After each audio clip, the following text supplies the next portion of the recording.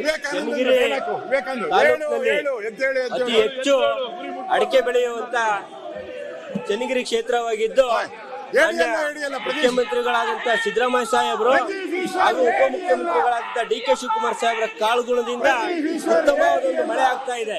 ಈ ಉತ್ತಮವಾದ ಮಳೆ ಆದಂತ ಸಂದರ್ಭದಲ್ಲಿ ನಮ್ಮ ಬೆಳೆದಂತ ನಮ್ಮ ಅಡಿಕೆಗಳನ್ನ ರೈತರು ಹೊಲಗಳಿಂದ ನಮ್ಮ ಕೇಣಿ ಮನೆಗಳಿಗೆ ತರುವಂತ ಒಂದು ಸಂದರ್ಭದಲ್ಲಿ ರಸ್ತೆಗಳು ತುಂಬಾ ಹಾಳಾಗಿದ್ದು ಈ ಕಡೆ ಮಾನ್ಯ ಮುಖ್ಯಮಂತ್ರಿಗಳು ಹಾಗೂ ಸಂಬಂಧಪಟ್ಟ PRE ಸಚಿವರು ಗಮನ ಕೊಡಬೇಕು. ಜೊತೆಗೆ ಈ ಒಂದು ಸಂದರ್ಭದಲ್ಲಿ ಅಡಿಕೆ ಬೆಳೆದಂತ ರೈತರಿಗೆ ಅವಮಾನ ಮಾಡಿದಂತ ಜ್ಞಾನೇಂದ್ರ ಅವರು ಈ ಒಂದು ವಿಷಯಗಳ ಚರ್ಚೆ ಮಾಡೋದು ಬಿಟ್ಟು ಈ ಬಿಜೆಪಿಗರು ನಮ್ಮ ರೈತರಿಗೆ ಅವಮಾನ ಮಾಡೋದ್ರ ಜೊತೆಗೆ ಈ ಒಂದು ಏನು ಇವರು ನಮ್ಮ ವಾಲ್ಮೀಕಿ ನಿಗಮದ ಹಗರಣ ಬಗ್ಗೆ ನ್ಯಾಯ ಕೊಡಲು ಹೊರಟಿರುವಂತ ಸರ್ಕಾರನ ಒಂದು ಅಡ್ಡದಾರಿಗೆ ತರುವಂತ ವ್ಯವಸ್ಥೆನ ಮಾಡಿ ದಲಿತರಿಗೆ ಅನ್ಯಾಯ ಮಾಡ್ತಿದ್ದಾರೆ.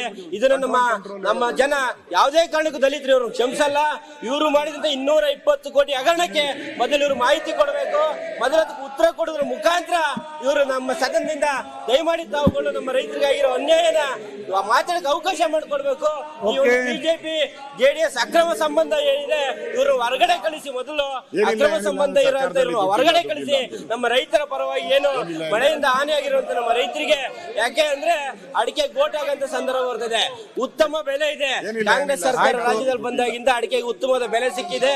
ಈ ಒಂದು ಬೆಲೆಯನ್ನ ರೈತರು ಪಡಿಬೇಕಪ್ಪ ಅಂದ್ರೆ ಅಡಿಕೆನ ಗೋಟಾಗ ಬಿಡದನೆ ರಸ್ತೆಗೆ ಒಂದು ಅನುಕೂಲ ಆಗಬೇಕು. ಈ ಒಂದು ಚರ್ಚೆ ಮಾಡಿ ರಸ್ತೆಗೆ ಅನುದಾನ ಬಿಡುಗಡೆ ಮಾಡಂತ ಈ ಸಂದರ್ಭದಲ್ಲಿ ಅಡ್ಡದಾರಿ ಇಳಿಸುತ್ತಿರುವಂತ ಈ ಬಿಜೆಪಿ ಸಮ್ಮಿಶ್ರ ಸರ್ಕಾರ ಇವರೇನು ಅತಂತ್ರದಾಗಿ ಬಂದು ಇವತ್ತು ಬೀದಿಲಿ ನಿಂತಿದ್ದಾರೆ. ಇವರು ದಯಮಾಡಿ ಹೊರಗಾಗಿ ನಮ್ಮ ರೈತರಿಗೆ ನ್ಯಾಯ ಕೊಡಿಸಬೇಕು ಅಂತ ಈ ಮೂಲಕ ಮನವಿ ಮಾಡ್ತಾ ನನಗೆ ಅವಕಾಶ ಕೊಟ್ಟಿದ್ದಕ್ಕೆ ತಮಗೆ ಧನ್ಯವಾದ ಅಧ್ಯಕ್ಷರೇ. ನ್ಯೂಸ್ ಫಸ್ಟ್ ನಿರ್ಭೀತಿಯಿಂದ ನಿಮ್ಮ ಪರವಾಗಿ.